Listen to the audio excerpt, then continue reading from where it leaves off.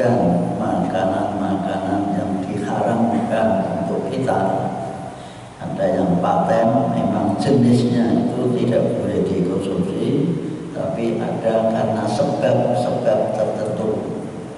Yang paten, yang pokok, yang pasti yaitu bangkai, darah, apalagi babi atau celeng, dan yang sengaja disembelih tanpa bismillah nama Allah. Dia ada karena sebab, yaitu tercekik, apalagi dipukul, apalagi jatuh, ada lagi tertanduk. Tanduk berarti karena diadu juga kemudian mati. Itu juga hewan yang disembelih atas nama berhala, sengaja yang disembelih untuk melakukan ulang tahun berhala. Berhala itu patung atau orang-orang tokoh pada zaman dulu yang diidolakan, kemudian diperingati untuk dimintai pertolongan. Itu juga mengundi nasib dengan anak panah, yang mengundi nasib dengan cara yaitu anak panah didepankan, atau istilah sekarang itu mudahnya kita akan pergi kemudian membuat lintingan jadi tidak jadi tiga, atau mendengarkan suara tekek pergi tidak itu termasuk perbuatan syirik, tidak boleh. Ini harus kita. Yang perlu dipahami bahwa nikmat Allah berupa agama itu sudah sempurna. Kita sekarang ini tinggal mengikuti saja yang tertera dalam Quran maupun Sunnah Nabi. Bahasa Jawanya apa? Gembili di rukun semut. Apa Pak? Gembili tak gembili Pak? Gembili di luar desa tanam, gembili di bawah untuk pisang-pisang.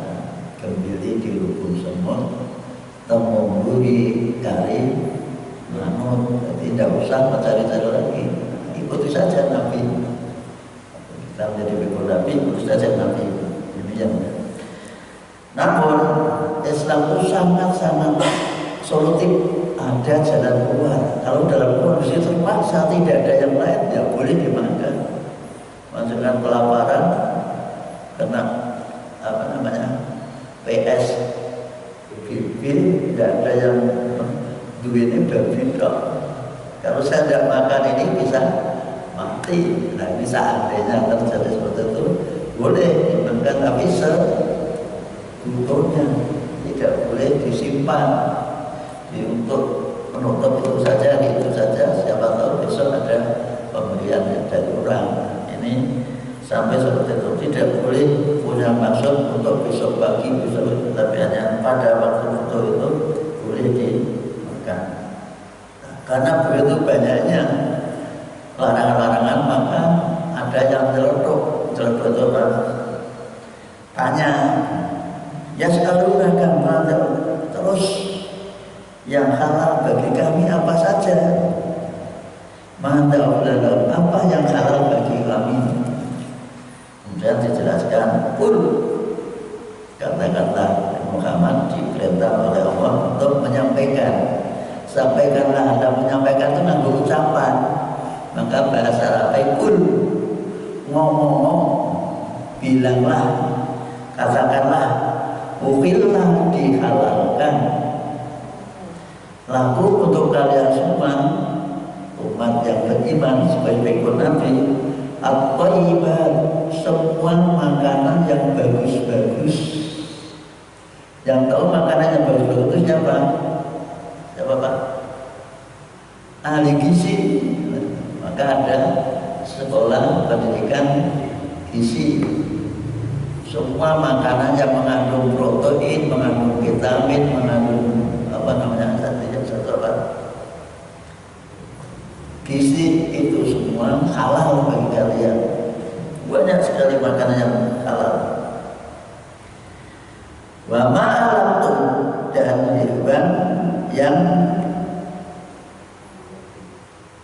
kalian ajarkan minal jawarih dari hewan pemburu minal jawarih dari binatang buas, anjing, binatang buas. Kemudian kita ajari untuk menangkap binatang yang bisa dikonsumsi. Mungkin tempat kita dekat hutan, ketika pergi kita baca Bismillahirrahmanirrahim. Jangan anjing itu paling namanya anjing apa?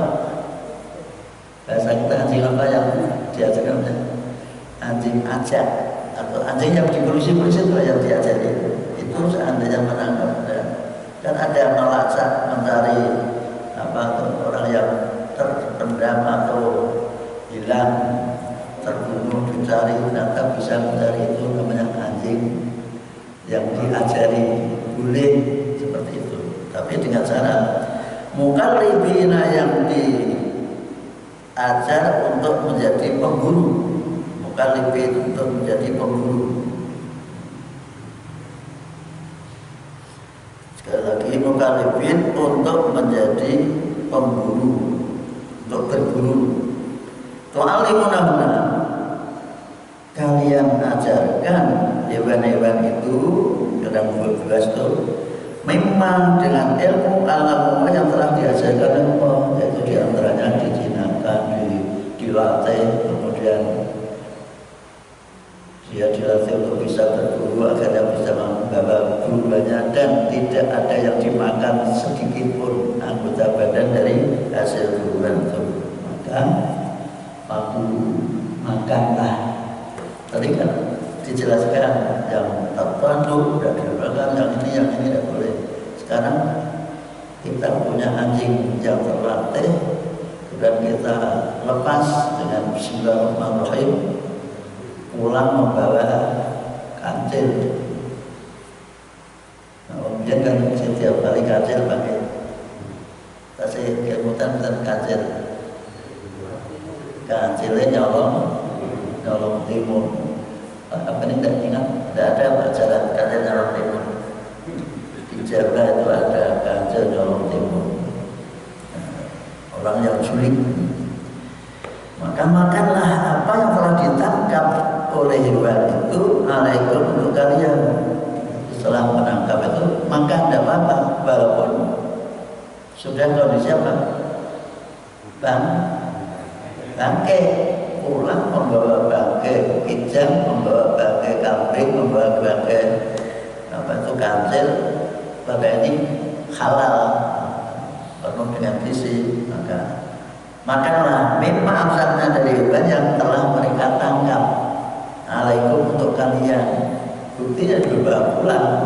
Tapi kalau ada yang sebagian anggota tubuh hewan yang ditangkap itu yang dimakan, itu tidak boleh kita makan, karena ada syarat. Dia harus, hewan yang dibawa pulang itu harus masih utuh, hanya mati saja. Karena kalau tidak mati mesti lepas, tergerak terus, repot, maka dimatiin, maka boleh dimakan.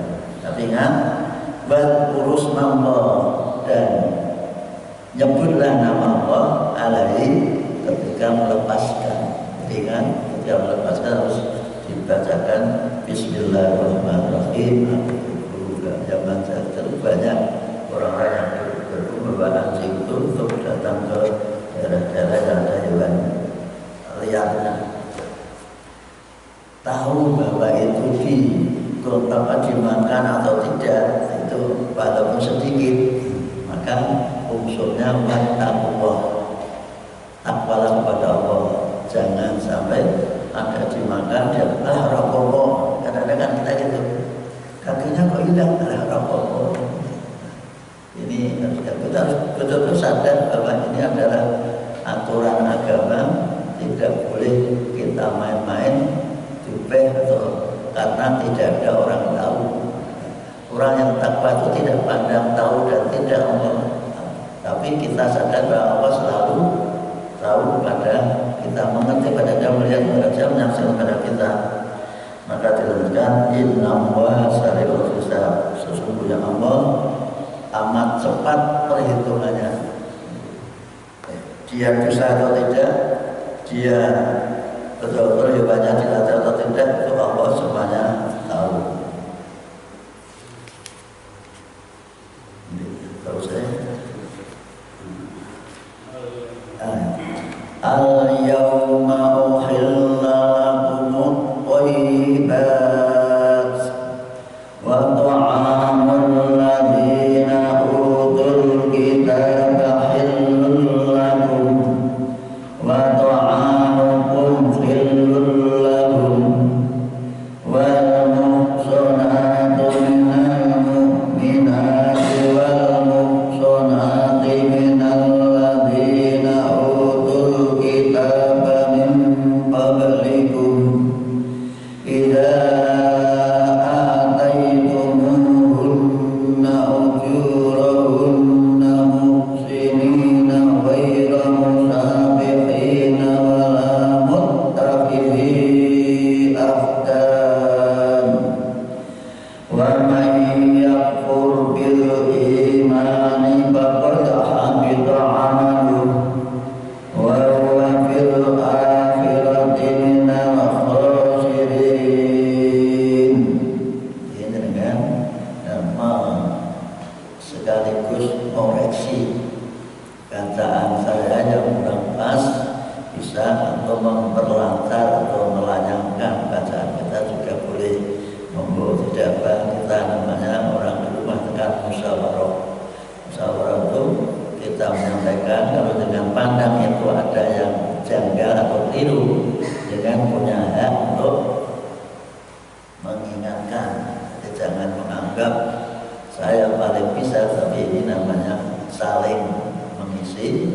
Saya membaca dengan mendengarkan, menirukan. Kalau ada bacaan yang keliru, dengan punya hak atau kewajiban untuk mengingatkan. Ini namanya saling mengisi. Mari kita baca. Al-yawma uhilla lakumut thayyibat wa ta'amul ladzina utul kitaba hillun lakum wa ta'amukum hillun lahum wal muhsanatu minal mu'minati wal muhsanatu minal ladzina utul kitaba min qablikum idza ataytumuhunna ujurahunna muhsinina ghayra musabiqina wala muttakhidhi akhdan wa man yakfur bil imani faqad habita amaluhu wa huwa fil akhirati minal khasirin. Al-yawma uhilla lakumut thayyibat wa ta'amul ladzina utul kitaba hillun lakum wa ta'amukum hillun lahum wal muhsanatu minal mu'minati wal muhsanatu minal ladzina utul kitaba min qablikum idza ataytumuhunna ujurahunna muhsinina ghayra musabiqina wala muttakhidhi akhdan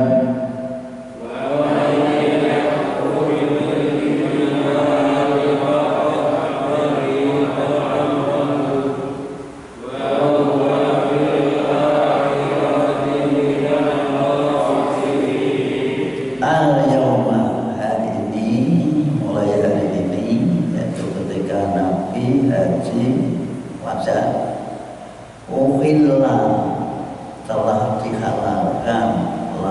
untuk kalian at-thayyibah, semua makanan yang bagus-bagus, yang punya nilai yang berkualitas. Ini dari ayat ini ada menandakan tidak boleh kita makan barang rongsokan. Jadi roti-roti rongsokan itu yang rempah-rempah, ada yang sampai seperti itu. Jadi maksudnya makanan yang kita konsumsi harus betul-betul punya nilai terhadap badan kita. Ada proteinnya, ada vitaminnya, ada gizinya. Tidak asal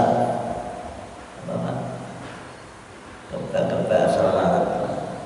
Nah itu kadang-kadang kan gitu, orang makan asal kenyang, tidak mikir ini ada gizinya, ada vitaminnya, ada proteinnya atau tidak. Nah, oleh Allah kita disuruh atau diinstruksikan semua makanan yang bagus, berkualitas itu adalah halal bagimu. Kita ada batasnya, tidak boleh kita makan lebih kenyang. Bahasa Jawanya keluarga. Haram kita makan sampai ke kenyangan sehingga perutnya apa itu? Buncit sampai, bukan buncit, tapi ada yang buncit tidak. Keluarga tidak ada. Ini maksudnya orang Jawa mengatakan sampai keroy, karena keluarga sampai sakit perut lah. Makan karena kenyang sampai sakit perut, lupa. Gimana makan seperti itu biasanya, Pak? Gimana makan sampai keluarga? Di resepsi makan itu ambil sendiri gitu. Soalnya itu kan ada lupa benar Pak Leman. Tidak usah model begitu, makannya sambil berdiri kan. Berdiri kan tidak terasa, tapi kalau duduk kan terasa. Maka hati-hati nanti kan datang resepsi makanan sambil berdiri, biasanya tidak terasa. Lapar, lihat ini senang, lihat ini, apalagi terus provoki setan, disisakan, tidak sampai habis karena mungkin kurang enak, ganti yang lain. Nah ini maka hati-hati kalau kita datang ke resepsi yang model standing, tapi kalau duduk insya Allah tidak sampai kekenyangan. Kemudian dalam hidup bermasyarakat bagaimana? Wa ta'amul ladzina, dan makanan yang disembelih oleh orang-orang utul kitab yang diberi kitab, yaitu orang Yahudi maupun orang Nasrani, hilul lakum, halal bagimu. Nilai ulama sekarang ada yang mensyaratkan apabila memang orangnya itu betul-betul percaya kepada Allah Subhanahu wa Ta'ala. Zaman Nabi masih bisa diarahkan ketika di Madinah halal pemberian dari orang-orang Yahudi maupun orang Nasrani, karena itu tetangga dengan bahasa awam halal birri wa taqwa. Sampai pemberian dari tetangga yang berbeda agama kita buang, halal kita konsumsi. Begitu juga mat'amukum, dan makananmu, masakanmu, hasil sembelian khairul lahum, halal bagi mereka. Ini pun petunjuk bagi kita bahwa kita hidup bermasyarakat itu harus saling beri memberi, tolong menolong, walaupun berbeda agama. Ini juga seperti ini. Kadang-kadang di masyarakat muncul kebencian yang luar biasa antar perbedaan agama. Yang berbeda itu hanya keyakinan, kita ke masjid, mereka bekerja, ya sudah. Masalah bermasyarakat, mari kita bersama-sama saling bantu-membantu, tolong-menolong, bahu lebih-lebih. Model corona seperti ini, ya sekiranya itu patut ditolong. Tidak kita pilih-pilih, wah ini khusus kecuali yang di syariat agama zakat baik imam maupun fitrah itu hanya khusus untuk orang yang beragama Islam. Tapi untuk infak, sedekah itu silakan terbuka. Jadi ada solusi khusus zakat memang harus untuk 8 asnaf. zakat fitrah yang khusus untuk orang Islam agar pada waktu hari raya mereka bisa ikut bersuka cita bergembira bersama-sama. Tidak kita sudah takbir bergembira datang ke lapangan apa itu untuk sholat id, mereka di rumah tidak berani keluar karena perutnya lapar.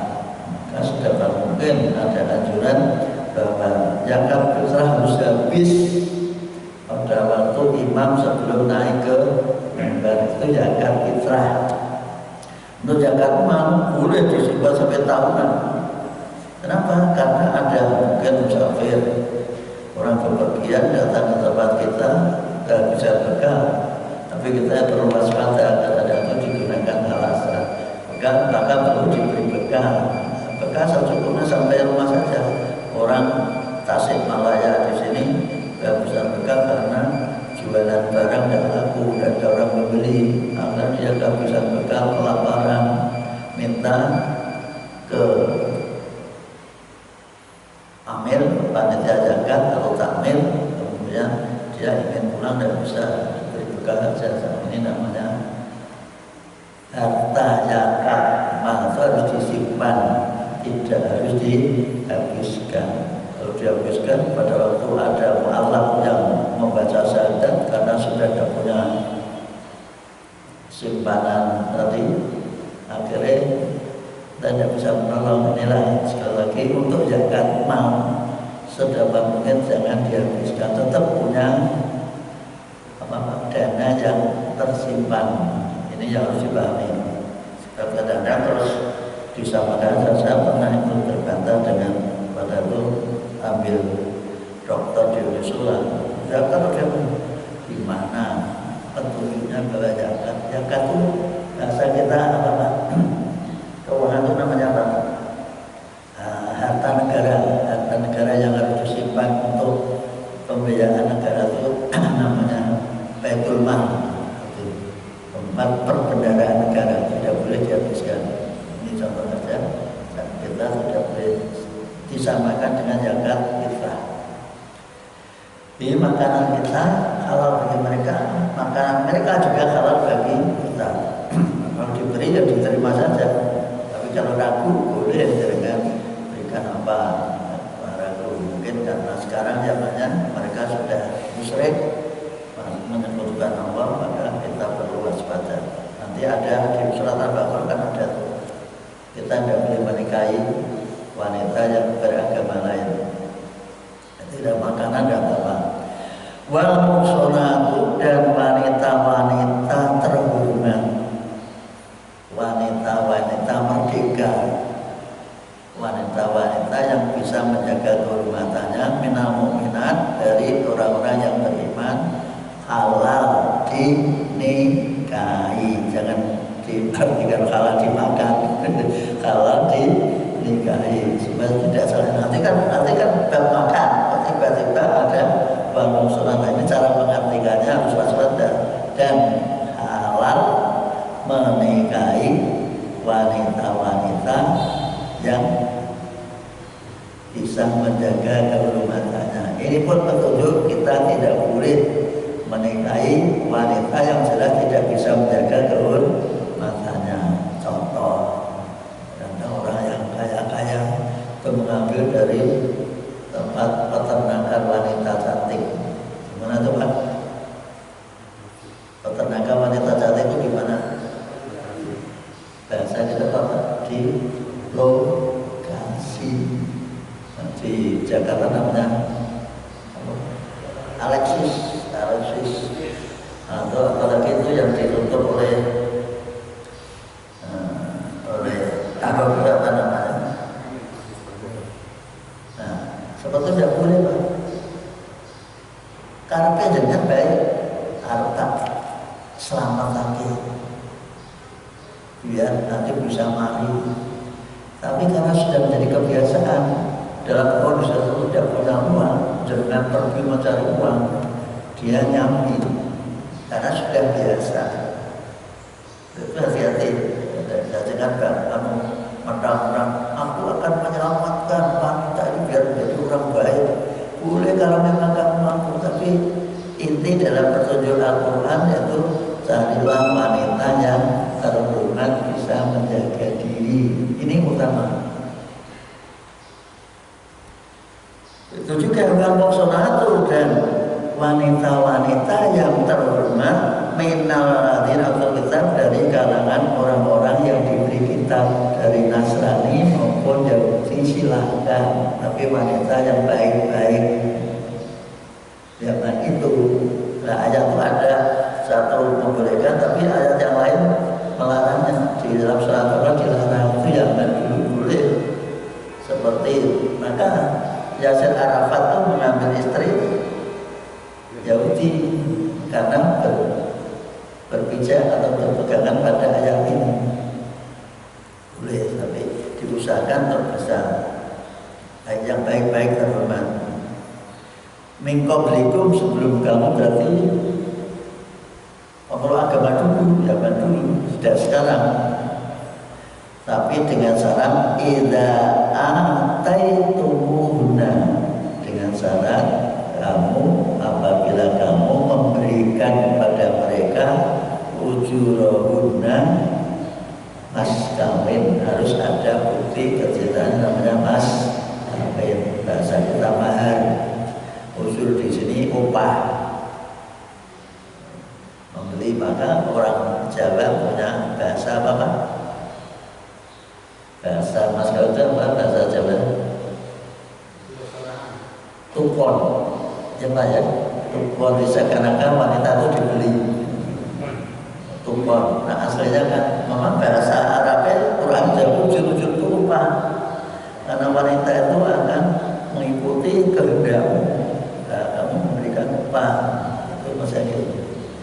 Tapi dengan niat muhsinin, dan lagi muhsinin untuk jadikan istri, tidak diberi uang tapi hanya dijadikan gundik, atau hanya karena ngumpulnya hanya ekalah, bukan itu, tapi harus jadikan istri untuk bisa menjaga diri. Sampai seperti Al-Quran Islam menjelaskan agar kita tidak salah dalam memilih wanita. Wara musabihin, bukan dijadikan perzinahan. Itu apa ya? Hanya dipakai habis manis, setelah dibuang, hanya dipakai itu saja, itu namanya perzinahan. Kalau kita memberi uang hanya dipakai itu saja, seperti bupati dari Papua rapat ke Jakarta, kemudian di Jakarta banyak sekali Jawa-Jawa yang matanya itu kocak, kalau kedip-kedip langsung tertarik berapa, akhirnya karena dia itu orang Bapak biasa minum arak dan mungkin emosinya tinggi, agar bisa membuat bertekuk lutut pada wanita ini, dia menyiapkan obat. Obatnya obat apa? Obat apa namanya? Lalu akhirnya jatuh tidak kuat, akhirnya tandanya apa, dia meninggal di hotel. Nah, ini terjadi hotel itu bisa diambil pelajaran bahwa Islam sudah mengatur, jangan sampai memberikan uang wanita hanya untuk spontannya itu saja. Itu namanya zina, tetap zina. Jadi dengan walaupun bayar, ini juga ada orang-orang yang merekayasa, kan apa yang bayar berarti halal. Ini ada seperti itu. Tapi kalau dipakai sekali untuk dikasih uang, tetap itu namanya zina, bukan dinikahi namanya. Termasuk kawin mut'ah. Karena kontrak tak kawin ini selama saya di Indonesia bisa 1 minggu, bisa 1 bulan, bisa 2 bulan. Biasanya di Indonesia paling merajalela seperti itu dengan dalil. Memang Nabi pernah membolehkan terhadap angkatan perang. Angkatan perang dulu kan harus kemah, untuk menjaga ini beberapa bulan. Dan laki-laki apalagi tentara itu muda-muda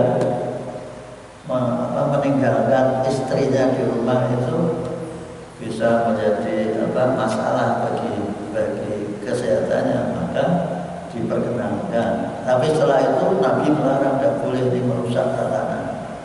Namun masih ada yang mempertahankan, yaitu orang Iran, orang Syiah. Masih, maka di tempat-tempat ada orang Syiah, wanita-wanita cantik-cantik tiba-tiba berobat sakit kelamin padahal pakai jilbab, kulit pakai cadar. Kaget dokter, ternyata wanita Syiah diambil oleh orang-orang yang mampu-mampu, tokoh-tokoh, pejabat-pejabat untuk dijadikan pelampiasan nafsu hanya sesaat dengan alasan itu namanya mut'ah, yang penting membuat dia suka, dikasih uang banyak gak suka juga. Satu malam 80 juta, siapa yang tidak tertarik? Ada orang kalong, tidak ada kalong-kalongnya kan biasanya gembandul di pohon-pohon besar kalongnya. Paham tidak? Kalongnya bisa digembandul di wet besar, tahu itu. Kalau untuk kelelawar, kelelawar. Sekali lagi inilah Islam menjaga betul-betul kehormatan seseorang. Jangan sampai punya niat nikah hanya untuk pelampiasan nafsu, belum tahu dan tidak jadikan simpanan. Kita tidak boleh menikahi wanita yang untuk disimpan. Suatu bulan ke Jakarta, tinggal pergi, sehingga tidak pernah ditemui. Hanya karena tugasnya sering ke Jakarta, maka tidak ada rumah tidak tahu kalau punya.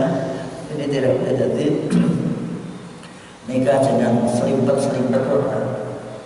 Bahasa kita siri itu tetap tidak boleh. Nabi semuanya terbuka atas izin istri yang lain, walaupun tidak jadi syarat, tapi tidak boleh nikah itu dengan curi-curi sehingga tidak ada yang tahu. Maka bahasa kita namanya nikah siri. Nikah siri sebetulnya nikah yang tidak dicatat di kantor urusan agama, tapi tetap harus ada saksi, ada wali, harus komplit. Saksinya itu asli, walinya juga asli. Hanya karena tadi tujuannya itu untuk jadi gundik atau wanita simpanan, walinya bukan bijak. Untuk surat keterangan dari RT yang tidak mendapat bayaran itu di Semarang, biasanya di kota-kota besar itu RT kan tidak mendapat bayaran, akhirnya mengeluarkan surat keterangan wali atau seorang yang sudah punya istri. Zaman dulu Pak, tapi sekarang dengan EKTP tidak bisa. Ini yang harus dipahami. Namun ya jangan emoh. Keinginan itu kadang-kadang tidak kurang lakon, dalam orang-orang lakon. Sekali lagi kita tidak boleh nikah dengan tujuan untuk menjadi gundik atau simpanannya atau pelampiasan nafsu. Kita lanjutkan. Waman dan siapapun, ini sedikit nanti diajarkan di masyarakat umum, diajarkan banyak seperti itu ya. Lihat di Kalimantan Barat kan banyak terjadi. Dan di kota-kota yang campuran itu biasanya banyak terjadi. Di Bogor ada wanita-wanita, orang-orang Arab, orang-orang Iran datang ke sana. Di Jepara karena mereka berusaha dagang mebel, karena terlalu lama di sana, akhirnya kawin kontrak dengan orang Jepara. Jepara senang karena nanti ketika mereka sudah habis kontraknya akan pulang, harta kekayaannya ditinggal menjadi miliknya. Namun mereka tidak pikir anak-anaknya nanti bagaimana kalau tanya orang tuanya, orang terhormat di sana di Iran. Harus dipahami, membaca ayat itu tidak mengikuti nafsu atau keinginan, tapi harus bisa mengatur diri, menahan diri agar tidak melangkah di luar ketentuan Al-Quran. Maka seterusnya dilihat. Bahwa siapapun yang kufur tidak mengikuti petunjuk Allah dan kufur, tidak berterima kasih kepada Allah yang telah memberikan jalan hidup bil iman, setelah iman, setelah percaya pada Nabi, percaya kepada Rasul, percaya pada wahyu Quran, kemudian dia mengingkari, itu namanya iman kufur setelah iman karena mengikuti Nabi. Pakot habito, maka sungguh-sungguh lenyap, hilang, musnah, sia-sia amal baiknya yang dikumpulkan sedikit-sedikit sudah menjadi orang baik, ternyata gara-gara mengingkari hukum Allah menjadi hilang amal baik. Catatan amal kita terhapus. Tidak hanya itu, bahwa dan dia fil akhirat, di akhirat kelak minal khosirin, tergolong orang-orang yang rugi. Rumangsanya dulunya amalnya banyak, hanya terhapus gara-gara dia mengingkari hukum-hukum Allah, tidak percaya kepada apa seperti di atas. Nah sekarang kita sampai ayat tentang wudu atau bersuci. Nanti akan ditanya ayat tentang wudu bersih ayat berapa? Surat Al-Maidah ayat 6, untuk ayat tentang khusus wudu dan tayamum.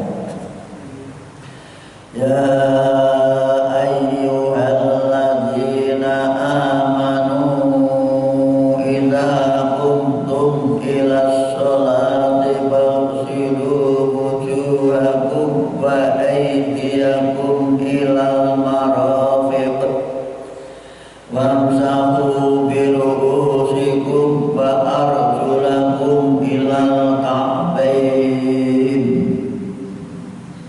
Ini wamsahu ada wawu masih bisa berhenti di sini karena diatapkan pada faghsilu. fi'il sama fi'il, nah ini boleh berhenti, tapi lebih baik terus kuat nafasnya. Saya ulangi lagi. Ya ayyuhalladzina amanu idza qumtum ilas sholati faghsilu wujuhakum wa aydiyakum ilal marafiq wamsahu bi ru'usikum wa arjulakum ilal ka'bayn wa in kuntum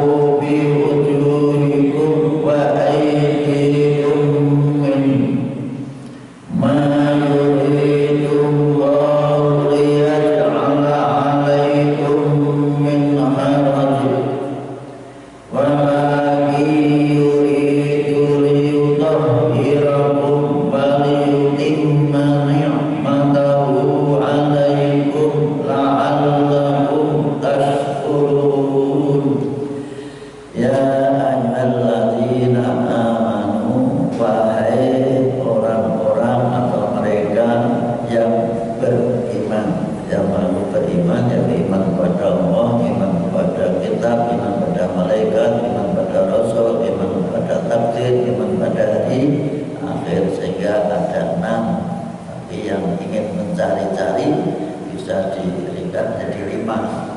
Jadi orang yang belajar ke luar negeri dengan alasan itu aliran bebas liberal, mereka membuat sendiri Quran seperti itu. Artinya ada takdir. Hai orang-orang yang beriman, idza kuntum, apabila kalian akan mendirikan mendirikan as-sholat, ila sholat menuju sholat. Apabila kalian berdiri akan untuk sholat, berarti kalian akan mendirikan sholat. Maka basuhlah wujuhakum, wajahmu. Ini kalau wudu yang wajib, yang pokok, yaitu pertama membasuh wajah. Ini namanya sunnah, kumur-kumur sunnah. Yang wajib yaitu membasuh wajah. Nah, kalau puasa setelah zuhur itu tidak berkumur, tidak apa-apa, karena dikhawatirkan ada yang kebablasan, kumur-kumur ternyata ada yang masuk. Maka ketika sudah zuhur, orang yang puasa makruh atau tidak boleh berkumur. Seandainya bisa menjaga diri tidak apa-apa, kumurnya di luar saja, tidak sampai ditekan sampai masuk ke dalam. Karena menurut kita tidak boleh, karena bisa membatalkan puasa. Maka idza kuntum, apabila kalian ingin mendirikan, ingin melakukan as-sholat pada sholat, faghsilu, maka basuhlah wajah. Ini yang pokok. Faghsilu, basuhlah wujuhakum, wajahmu, wa aydiyakum, dan kedua tanganmu. Ini wudu, anggota wudu pertama yaitu wajah, yang kedua apa tadi? Tangan. Setelah wajah, tangan. Nah, wajah, batas wajah itu sampai ahli fikih membuat batasan. Wajah itu tempat tumbuhnya rambut di atas sampai gudeg sini, sebelum telinga itu wajah. Nah, kalau ada gudegnya harus seperti Pak Leman, atau harus termasuk juga di usap-usap supaya air bisa sampai ke kulit. Maka ada yang berusaha untuk nyukur jenggot, ada yang sengaja jenggotnya tapi kalau jenggot ada jenggotnya lebat, harus diusahakan supaya air bisa. Ini air di dalam tangan ini, kemudian jempolan ke belakang telinga sambil ini kontrol matanya biasanya ada sudah terkodok. Itu maka kalau orang yang ahli wudu mesti tidak ada habis wudu, masih adanya berarti tidak teliti. Jari-jari tunjuk mengontrol mata, jempolan di belakang telinga secara wudu. Kalau di haji harus dipraktekkan terus, sebab saya pernah membimbing haji itu, orangnya di sana wudunya rusak, ada inginnya mendapat pahala 100.000, nah wudunya salah, dapat gak? Sholatnya rasa. Wudu harus diperhatikan, ini masalah pokok. Wudu harus betul-betul benar, kalau tidak benar sholatnya lewat dimulak cukup sampai baterai kapalan, ternyata wudunya tidak benar. Maka wudu harus betul-betul, terutama terhadap anak cucu kita, wudunya perlu dikontrol seperti itu. Wajah dan tangan, disebut tangan ilal marofiki sampai sikut. Tangan, dari tangan ini, tangannya yang ini, jari-jarinya dari bawah terus ke atas, atau boleh ini di tangan terus gini.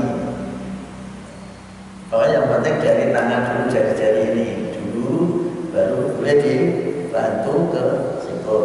Ini dua cara. Yang penting dari jari-jari dulu, bantu diratakan.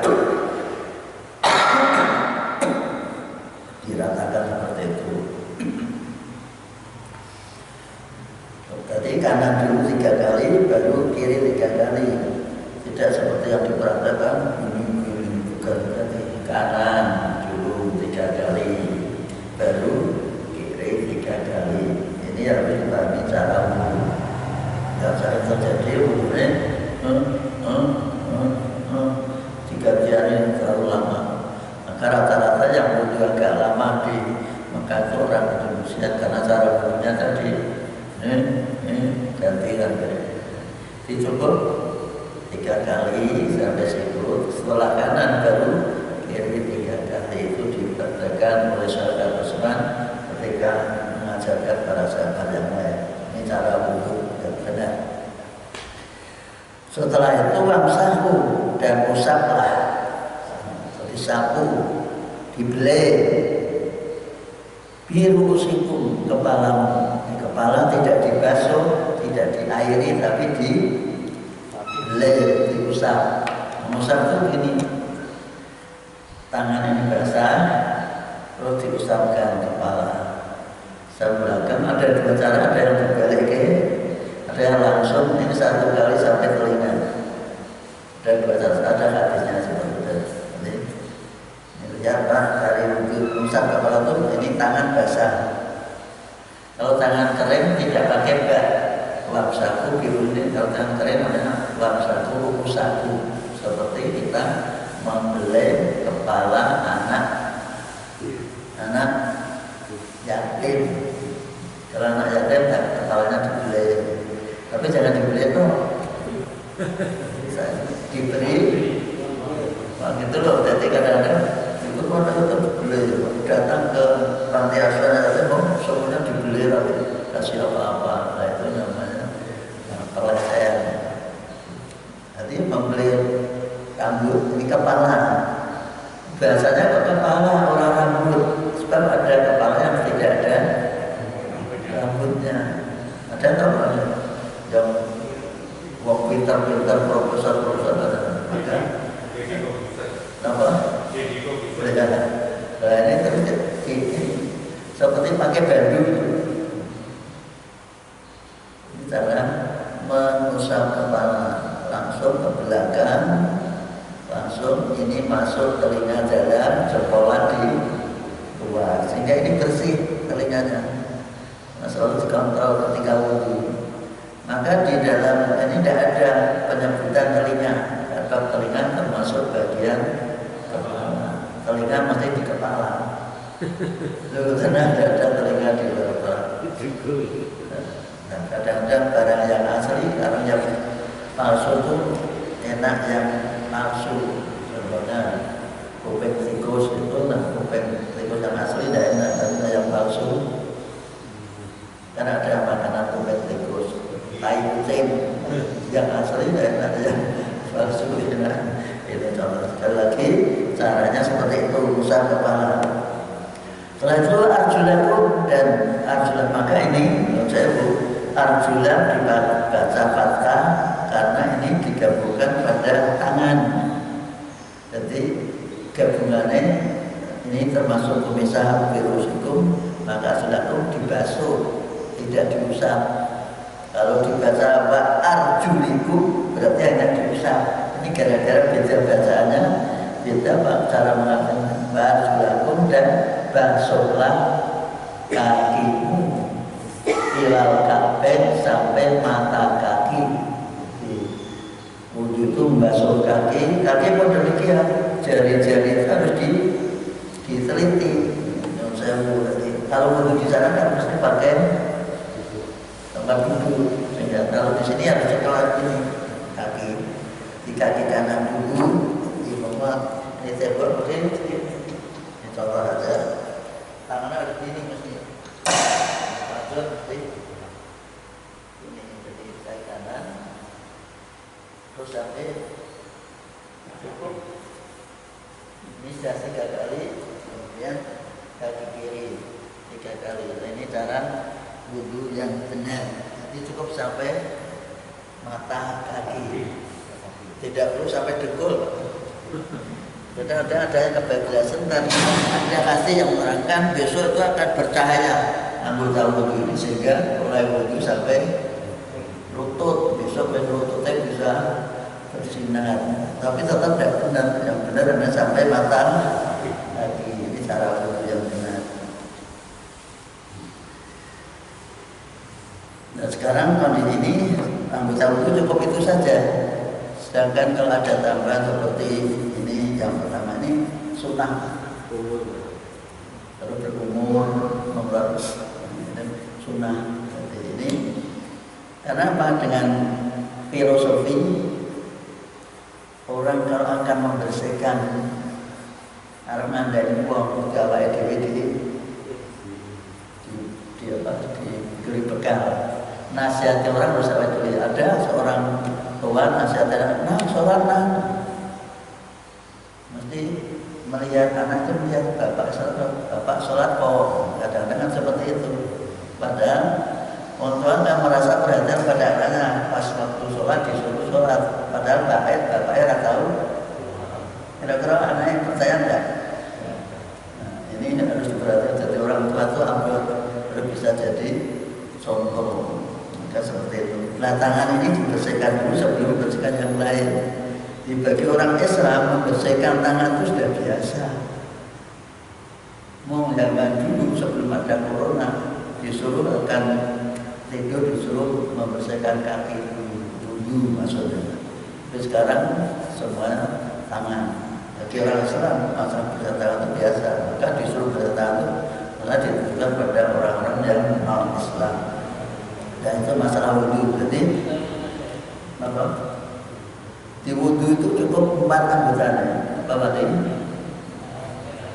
Wajah, tangan,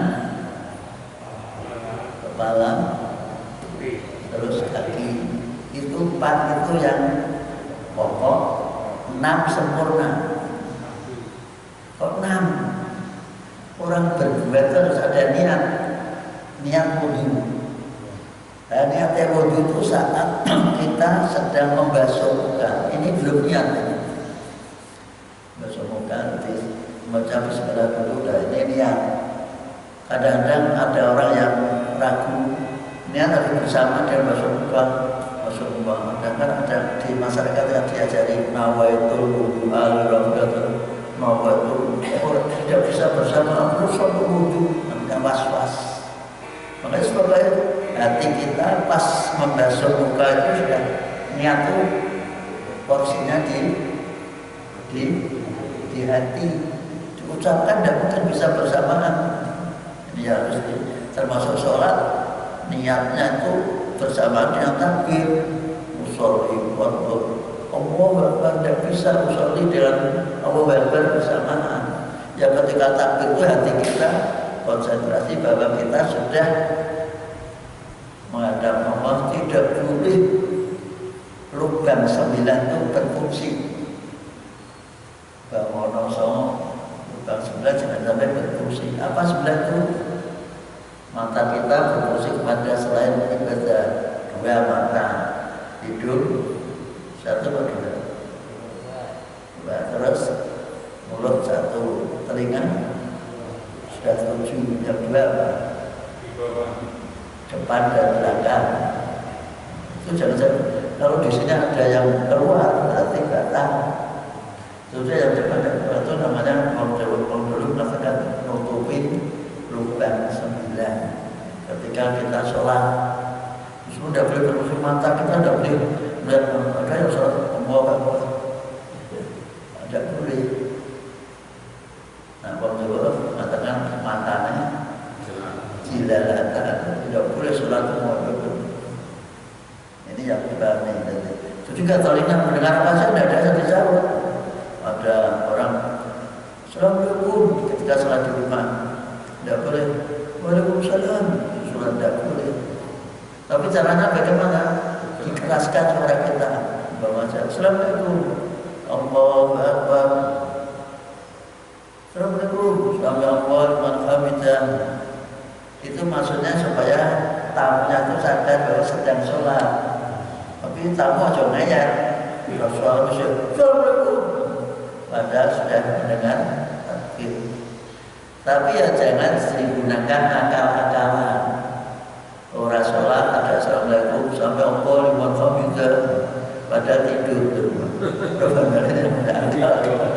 Karena tahu ilmunya bahwa kalau ada tamu kita ucapan sholat dikeraskan, maka digunakan akal itu tidak digerakkan. Ini masalah wudhu, jadi tangganya niat. Yang kedua urut tertib. Ini tidak boleh sakar PDM, tidak boleh mengikuti guru TK. Guru TK kan kepala, pundak, lutut, kakinya. Wudhu tidak boleh mengikuti guru TK. Kita mengikuti ini ayat ini. Faqsilu wujuhakum wa aydiyakum ilal marafiqi wa apa? Baru bangsa birusikum terus kaki seperti itu. Kalau jangan dahulukan kaki dulu terus naik ke atas, tetap harus urut. Kalau tidak urut kata sholat wudhunya tidak sah. Ini tata cara wudhu harus diperhatikan karena kita penentu sholat sahnya itu diantaranya wudhu. Kalau wudhunya tidak benar, sholatnya yang tidak sah. Maka mari kita dengarkan dibaca surat Al-Maidah ayat berapa? 6 dilirik. Wa in kuntum junuban, dan jika kalian kondisinya junub apa? Karena keluar sperma, biasa juga karena mimpi, bisa juga karena membaca buku porno, bisa juga membuat film porno, kemudian caranya apa? Apa? BF, tahu BF ya? Apa itu? Nah, orang dulu atau buku stensilan, membaca buku yang rahasia. Biasanya di terminal stasiun itu ada orang jual koran, di dalamnya Pak si asli. Nah, biasa pagi kan ada tawaran seperti itu. Ternyata buku stensilan itu buku yang isinya parno. Itu gara-gara baca itu kemudian keluar sperma, nah kosong baca. Gara-gara membaca itu kan sepele, memotong, tapi karena sampai keluar sperma baca. Patah maka bersebelah, bisa juga karena pertemuan alat suami dan istri baru bertemu tidak jadi, tetap itu namanya junub. Jangan menang-menang belum apa-apa. Jadi laki-laki perempuan suami istri ketemu belum apa-apa, tidak sampai keluar, hanya ketemu saja, nempel saja, itu sudah membuat kita wajib mandi. Baru maka mandilah, bersucilah, lengkap Islam. Kalau junub mandi, ini pun di dalam kalau ada manfaatnya. Setiap junub mandi, tapi ada juga mungkin apa tuh bahasa Jawanya mindu, bisa juga mandinya sekali itu. Tapi yang bagus setiap habis mandi. Wa in kuntum mardo, jika kalian dalam kondisi sakit, atau ala sabar atau bepergian, atau ja'akatun atau seseorang di antara kamu minkum minal baiti datang dari WC tempat buang air, begitu bahasa Arab artinya tempat yang ledok, yang rendah, karena di seperti kucing itu kan diuruti, di pekaramannya dibuat lubang. Zaman dulu kan itu malaman yang di desa-desa lubang, terus diberi kayu di atasnya, terus kalau sudah penuh pindah. Yang penuh itu diisi apa? Yang sini biasanya diisi pisang, pohon pisang atau kelapa. Ketika diisi pisangnya kira-kira gemuk apa? Gemuk. Terus apa itu? Tandangannya pisang yang ditanam di itu mesti keluar sampai besar-besar. Orang desa kalau ada pisang yang besar itu dimakan itu atau dijual? Bahkan dijual ke pasar. Karena ini mungkin pikirannya ini hasil dari BC, hasil pasar yang makan orang kota. maka dia tahu bahwa ini dari WC. Tapi halal boleh. Seperti jenengan menemukan babi bangkai, terus mau dibuang kemana? Pendam saja di tempat itu, luasannya ditanami bisa bagus. Kalau haram, halal. Lagi jangan sampai tidak semua barang haram itu menimbulkan haram dan halal. Ini yang harus dipahami. Maka dilanjutkan, Allah mastumunisa atau kalian saling bersentuhan dengan istri-istri. Ini ada dua pendapat. Ada sekedar bersentuhan itu bisa harus wudu. Ada yang dimaksud bersentuhan di sini yaitu masa kalau wujud makanan sehingga berarti ada maksud tertentu. Nah, maksud tertentu mana? Maksud berarti. Jadi maksud tertentu itu ya hubungan suami istri. Falam tajidu, sedangkan kamu tidak menemukan ma'an air, habis kondisi sakit, habis bepergian dari WC, ternyata habis hubungan dengan suami istri. Kalau diadakan hubungan suami istri, mesti junuban tidak disebutkan. Ini harus dilakukan. Maka yang paling tepat yaitu sentuhan, maksudnya gitu. Tapi ada yang menerangkan istri itu adalah muhrim yang paling dekat. Muhrim. Nyatanya pergi kemana-mana, istri harus disertai dengan suami lebih utama. Dan dari itu dikatakan muhrim yang dekat yaitu istri. Bahkan tidur saja tidak boleh berpisah. Berpisah ada tanda-tanda khusus. Tidak boleh kumpul. Lebih yang tua-tua saya pesan kalau tidur jangan pisah saja. Sebab coba wanti rasa bisa lebih. Jadi kenapa? Karena orang tua itu sudah banyak keluarnya. Saya punya tetangga itu gara-gara tempatnya sendiri karena dia habis keluar maupun suaminya meninggal itu tidak tahu karena bisa. Kalau tidak bisa tahu mesti akan tahu, tidak sampai itu kompor.